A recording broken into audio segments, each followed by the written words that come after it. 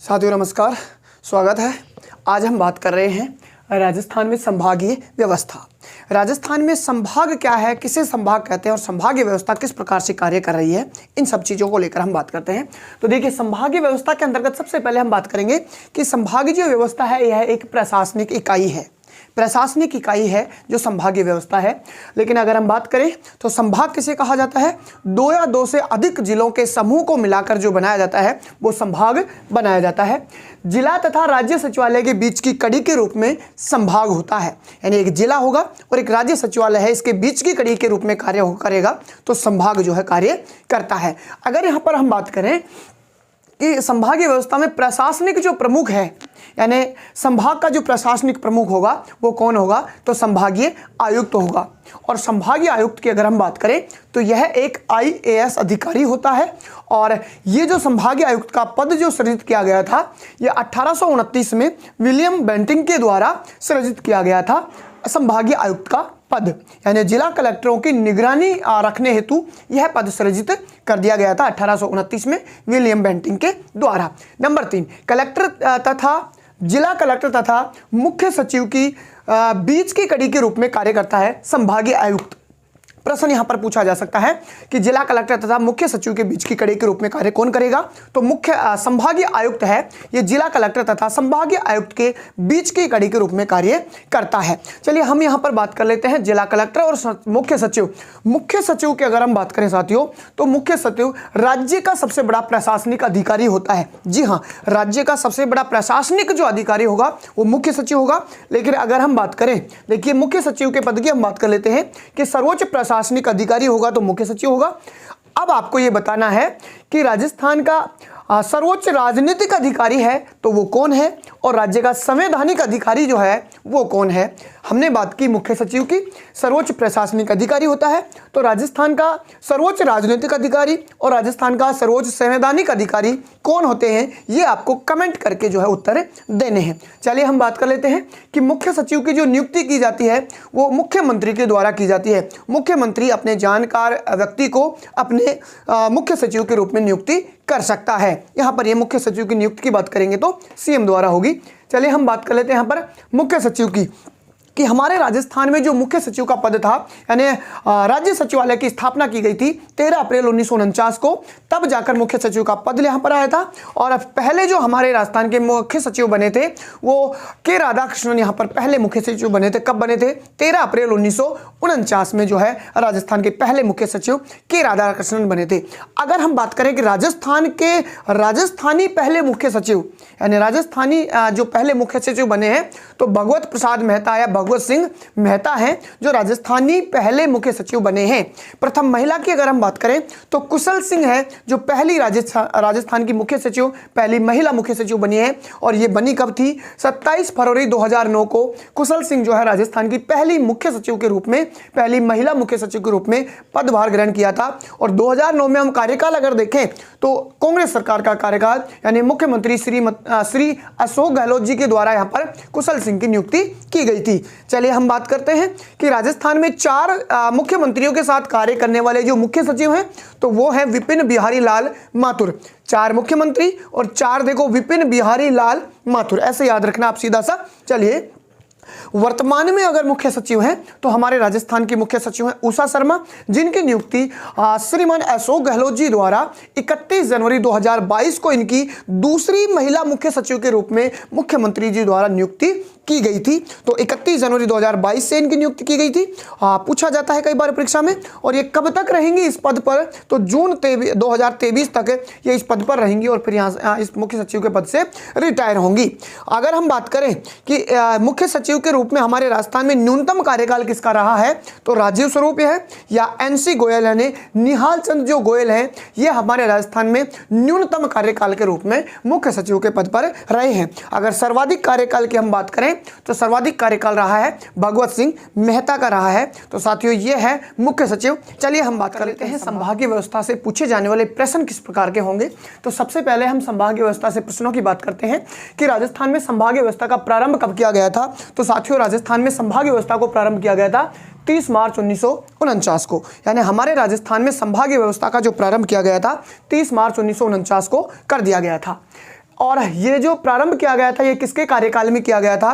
तो हीरालाल शास्त्री जी यहाँ पर राजस्थान के पहले मनोनीत मुख्यमंत्री बनाए गए थे। तो हीरालाल शास्त्री जी थे जिनके कार्यकाल में राजस्थान में संभागीय व्यवस्था को प्रारंभ किया गया था। साथियों, जैसे ही चतुर्थ चरण जो एकीकरण का होता है और उसमें प्रधानमंत्री का पद जो है दिया जाता है हीरालाल शास्त्री जी को, इसके कुछ दिन बाद ही इनको राजस्थान के पहले मनोनीत मुख्यमंत्री के रूप में शपथ दिला दी जाती है।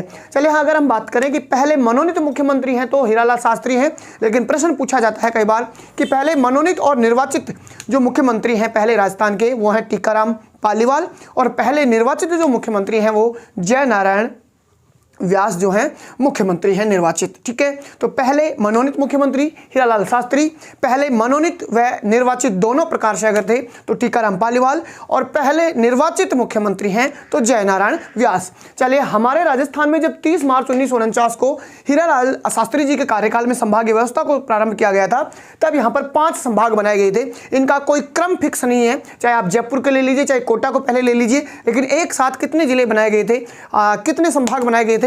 5 संभाग एक साथ बनाए गए थे प्रारंभ में ही। सबसे पहला number 1 Jaipur, number 2 Jodhpur, number 3 Udaipur, number 4 Bikaner और नंबर 5 कोटा। ये 5 संभाग बनाए गए थे प्रारंभ में ही। आप सीधा सा याद रख लें जजोऊ बीको, सीधा सा आपको याद रखना है जजोऊ बीको, ये ट्रिक याद रखनी है जजोऊ बीको। ये 5 जो संभाग थे ये प्रारंभ में राजस्थान में जो है बना दिए गए थे। चलिए हम बात कर लें कि हमारे राजस्थान में संभागीय व्यवस्था को प्रारंभ किया गया, 5 संभाग बना दिए गए, लेकिन उसके बाद में राजस्थान में संभागीय व्यवस्था को क्या कर दिया गया? बंद कर दिया गया था। और राजस्थान में संभागीय व्यवस्था को जो बंद किया गया था 24 अप्रैल 1962 को हमारे राजस्थान में संभागीय व्यवस्था को बंद कर दिया गया था। प्रश्न सीधा सा आपसे पूछा जाता है कि संभागीय व्यवस्था को कब प्रारंभ तथा बंद किया गया? तो प्रारंभ किया गया 1949 में और बंद किया गया 1962 में। जब राजस्थान में संभागीय व्यवस्था को बंद किया गया था तो उनका कार्यकाल रहा था मोहनलाल सुखाड़िया जी, और राजस्थान में मोहनलाल सुखाड़िया जी को कहा जाता है आधुनिक राजस्थान के निर्माता के रूप में इनको जाना जाता है। चलिए हम बात करते हैं कि जब राजस्थान में संभागीय व्यवस्था को बंद कर दिया गया था तब जाकर हमारे राजस्थान में बीकानेर, जोधपुर, उदयपुर और कोटा, ये 4 जो संभाग थे इनके संभागीय आयुक्त कार्य जो है पद पर बने रहे थे। लेकिन क्यों बने रहे थे, यह प्रश्न आपसे पूछा जा सकता है। तो बीकानेर में IGNP परियोजना, जोधपुर में मरु विकास परियोजना, उदयपुर में जनजातीय विकास परियोजना और कोटा में चंबल कमांड क्षेत्र परियोजना जो है, इन परियोजनाओं से संबंधित जो संभागीय आयुक्त थे वो अपने पद पर बने रहे थे। चलिए हम बात कर लेते हैं पुनः प्रारंभ, कि हमारे राजस्थान में संभागीय व्यवस्था को पुनः प्रारंभ कब कर दिया गया था? तो 26 जनवरी 1987 को राजस्थान में संभागीय व्यवस्था को पुनः प्रारंभ किया गया।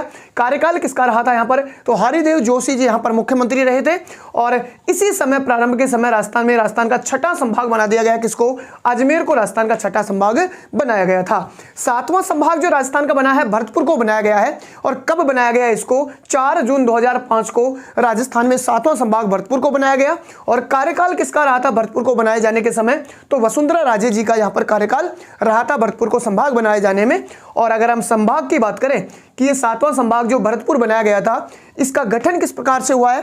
तो ये भरतपुर संभाग 2 संभागों को तोड़कर बनाया गया था। 2 संभाग कौन कौन से होंगे? जयपुर संभाग और कोटा संभाग, इन दोनों को तोड़ा गया और भरतपुर जिले जो है जिले को क्या बना दिया गया? संभाग बना दिया गया। जयपुर से यहां पर 2 जिले लिए गए थे जयपुर संभाग से, एक खुद भरतपुर और दूसरा धौलपुर। ये 2 जिले तो लिए गए भरतपुर संभाग से और 2 जिले लिए गए कोटा संभाग से, करौली और सवाई माधोपुर। इस प्रकार से मिलाकर और इन 4 जिलों को मिलाकर क्या बना दिया गया? भरतपुर जो है नया राजस्थान का 4 जून 2005 को मुख्यमंत्री वसुंधरा राजे जी के द्वारा 7वां संभाग जो राजस्थान में बना दिया गया था। प्रश्न यहां से यह भी पूछा जा सकता है कि राजस्थान में भरतपुर संभाग को बनाए जाने के पर जयपुर संभाग में जिलों की संख्या कितनी रही थी? तो 5 है वर्तमान में, लेकिन यह भी पूछा जा सकता है प्रश्न कि राजस्थान में भरतपुर को संभाग बनाए जाने से पहले जयपुर संभाग में जिलों की संख्या कितनी थी? तो 7 संख्या थी, अब वर्तमान में 5 है। इसी प्रकार से कोटा से भी पूछा जा सकता है कि भरतपुर को संभाग बनाए जाने से पहले कोटा संभाग में जिलों की संख्या कितनी थी? तो साथियों कोटा संभाग में बनाए जाने से पहले 6 जो है जिले थे, वर्तमान में 4 जिले हैं कोटा संभाग में। चलिए हम बात करते हैं कि ये जो संभाग हैं, जो 7 संभाग हमारे हमारे राजस्थान में बना दिए गए हैं। इन 7 संभागों की स्थिति हम देख लेते हैं कि कहाँ कहाँ पर इनकी स्थिति है। तो सबसे पहला नंबर 1 यहाँ पर उत्तरी जो राजस्थान हमारा है, यहाँ पर श्री गंगानगर, बीकानेर, हनुमानगढ़ और चूरू, इन चारों जिलों को मिलाकर और संभाग बना दिया कौन सा, बीकानेर संभाग यहाँ पर बना दिया गया 4 जिलों को मिलाकर। दूसरे संभाग की अगर हम बात करें तो यहाँ पर ये है जोधपुर संभाग, और जोधपुर संभाग की अगर हम बात करें तो साथियों 6 जिले जो है जोधपुर संभाग के अंतर्गत आते हैं।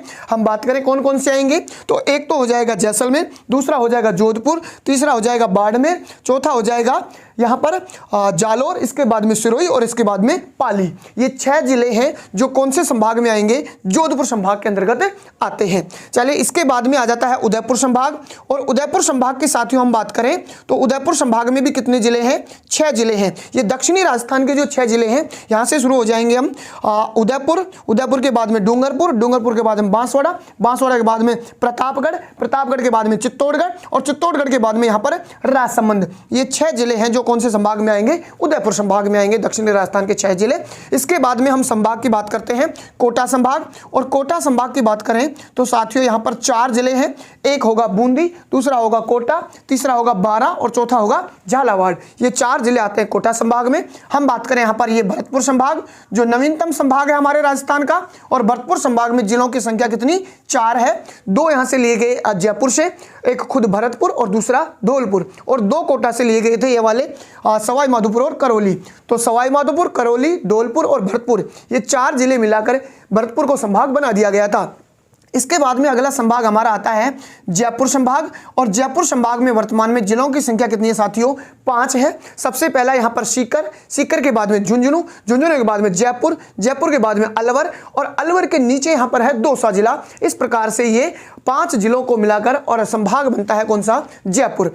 अब हमारे सामने जो 7वां संभाग है, एक मध्यवर्ती संभाग के रूप में आपको दिखाई दे रहा होगा कि ये मध्यवर्ती संभाग है जो सभी संभागों से सीमा बनाता है। राजस्थान का एकमात्र संभाग जो अन्य सभी संभागों से सीमा बनाता है तो ये होगा अजमेर संभाग। और अजमेर संभाग को जनवरी 1987 में जब राजस्थान में संभागीय व्यवस्था को पुनः प्रारंभ किया गया था तब बनाया गया था। और अजमेर संभाग में भी जिलों की संख्या कितनी होगी साथियों, 4 जिले की संख्या होगी। नंबर 1 यहाँ पर नागौर, नंबर 2 यहाँ पर खुद अजमेर, इसके बाद में अजमेर से नीचे आता है भीलवाड़ा, और अजमेर से पूर्व में आता है यहाँ पर टोंक, भीलवाड़ा, अजमेर, नागौर, इस प्रकार से मिलाकर और ये 7 संभाग हमारे राजस्थान की भौगोलिक स्थिति के अंतर्गत आते हैं। इन 33 जिलों को राजस्थान के 7 संभागों में विभाजित किया गया है। हम पहले ही जान चुके हैं कि संभाग जिला तथा राज्य सचिवालय के बीच की कड़ी के रूप में कार्य करता है। तो ये संभाग है, जिले तथा इन जिलों को मिलाकर और संभाग राज्य सचिवालय है, उसके बीच की कड़ी के रूप में 7 संभाग यहाँ पर बनाए गए हैं। प्रश्न हमारा यहाँ से ये पूछा जा सकता है कि जिले कितने, कौन से संभाग के अंतर्गत कितने जिले आते हैं और कौन कौन से जिले आते हैं, तो ये भौगोलिक स्थिति आपको जरूर याद रखनी होगी। चलिए प्रश्न और क्या पूछा जा सकता है, यहाँ से प्रश्न ये पूछा जाएगा कि संभाग जो हमारे हैं क्षेत्रफल में न्यूनतम और सर्वाधिक कौन सा होगा, जनसंख्या सर्वाधिक कौन से में है, न्यूनतम कौन से में है, जनघनत्व सर्वाधिक कौन से का है और न्यूनतम कौन से का है, साक्षरता सर्वाधिक कौन से की है और न्यूनतम किसकी है, और लिंगानुपात सर्वाधिक किसका और न्यूनतम किसका है। तो देखिए सबसे पहले हम बात कर लेते हैं क्षेत्रफल की। यहाँ पर हमारे राजस्थान में सर्वाधिक क्षेत्रफल वाला संभाग होगा तो साथियों जोधपुर संभाग है जो सर्वाधिक क्षेत्रफल वाला यहाँ पर संभाग होगा। क्षेत्रफल की न्यूनतम की अगर बात करें तो कोटा संभाग है जो न्यूनतम क्षेत्रफल वाला होगा। पहली बात हमने क्षेत्रफल की सर्वाधिक क्षेत्रफल वाला जोधपुर, न्यूनतम क्षेत्रफल वाला कोटा जिला। 2 नंबर पर हम बात करते हैं जनसंख्या। सर्वाधिक जनसंख्या वाला संभाग होगा यहाँ पर हमारा जयपुर संभाग होगा साथियों, और न्यूनतम जनसंख्या वाला संभाग होगा तो कौन सा होगा, कोटा संभाग होगा। न्यूनतम जनसंख्या वाला संभाग कोटा होगा। यहाँ पर क्षेत्रफल की दृष्टि से कोटा नहीं होगा, कौन सा होगा, भरतपुर संभाग होगा जो क्षेत्रफल की दृष्टि से न्यूनतम है, और सर्वाधिक होगा कौन सा, जोधपुर। जनसंख्या की दृष्टि से सर्वाधिक जयपुर और जनसंख्या की दृष्टि से न्यूनतम कौन सा होगा, कोटा संभाग।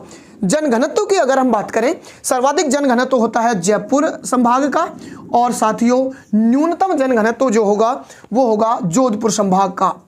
न्यूनतम जनघनत्व कौन सा होगा, जोधपुर संभाग है जिसका न्यूनतम जनघनत्व होगा, और सर्वाधिक जनघनत्व होगा जयपुर संभाग का। साक्षरता की अगर हम बात करें तो सर्वाधिक साक्षरता होगी जयपुर संभाग की और न्यूनतम साक्षरता होगी जोधपुर संभाग की। न्यूनतम साक्षरता वाला संभाग होगा जोधपुर और सर्वाधिक साक्षरता वाला संभाग होगा जयपुर। लिंगानुपात की अगर हम बात करें तो सर्वाधिक लिंगानुपात वाला संभाग होगा कौन सा? उदयपुर होगा। और साथियों न्यूनतम लिंगानुपात वाला संभाग भरतपुर होगा। इस प्रकार से हमने जाना। इसके साथ में जिलों की ओर हम बात कर लेते हैं कि सर्वाधिक क्षेत्रफल वाला संभाग तो है जोधपुर, लेकिन सर्वाधिक क्षेत्रफल वाला जो जिला होगा वो जैसलमेर जिला होगा। न्यूनतम क्षेत्रफल वाला संभाग तो है भरतपुर, लेकिन न्यूनतम क्षेत्रफल वाला जिला होगा धौलपुर जिला है। क्षेत्रफल वाला धौलपुर। जनसंख्या में अगर हम बात करें तो जनसंख्या सर्वाधिक जयपुर संभाग की होगी, और जिले की भी अगर हम बात करें तो कौन सा होगा? जयपुर ही जिला होगा जिसकी जनसंख्या सर्वाधिक है। और जनसंख्या में न्यूनतम की अगर हम बात करें तो कोटा आता है जनसंख्या में संभाग में, लेकिन जनसंख्या में जिले की बात करें तो जैसलमेर जिला है जहां पर न्यूनतम जनसंख्या पाई जाती है। जिला जैसलमेर और संभाग कोटा। जनघनत्व की सर्वाधिक की बात करें तो जयपुर आएगा, लेकिन जिले के रूप में भी अगर हम बात करें तो सर्वाधिक जनघनत्व जयपुर जिले का ही आता है। न्यूनतम जनघनत्व जिला आएगा जोधपुर, न्यूनतम जनघनत्व संभाग आएगा जोधपुर, लेकिन न्यूनतम जनघनत्व जिला आएगा जैसलमेर जो इसी संभाग के अंतर्गत आता है। साक्षरता में सर्वाधिक संभाग आएगा तो जयपुर आएगा, लेकिन साक्षरता में सर्वाधिक अगर जिला आएगा तो कोटा जिला आएगा। साक्षरता में न्यूनतम आता है तो संभाग आता है जोधपुर, लेकिन जिला आता है जालोर जिला न्यूनतम साक्षरता। लिंगानुपात में अगर हम बात करें तो सर्वाधिक लिंगानुपात उदयपुर जिले का, उदयपुर संभाग का है, लेकिन जिले की बात करें तो यहां पर डूंगरपुर जो जिला होगा जिसका लिंगानुपात सर्वाधिक होता है। अगर लिंगानुपात न्यूनतम की बात करें तो न्यूनतम लिंगानुपात संभाग होगा भरतपुर, और न्यूनतम लिंगानुपात में जिला होगा धौलपुर जिसका न्यूनतम लिंगानुपात होता है। इस प्रकार से हमने जाना संभाग। अगली क्लास में हम देखेंगे।